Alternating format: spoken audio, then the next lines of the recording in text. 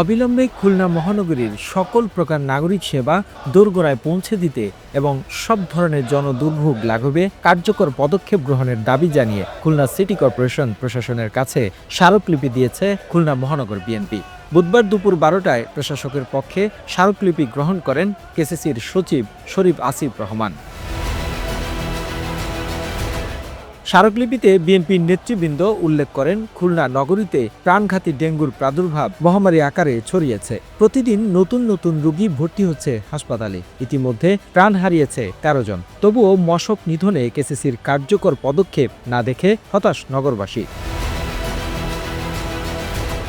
এছাড়া জরাজীর্ণ সড়ক ও অলি গলি এবং ভাঙাচোরা ড্রেনের কাজ মন্থর গতিতে চলায় উন্নয়ন বিড়ম্বনায় নগরবাসীর গলার কাটা হয়ে দাঁড়িয়েছে।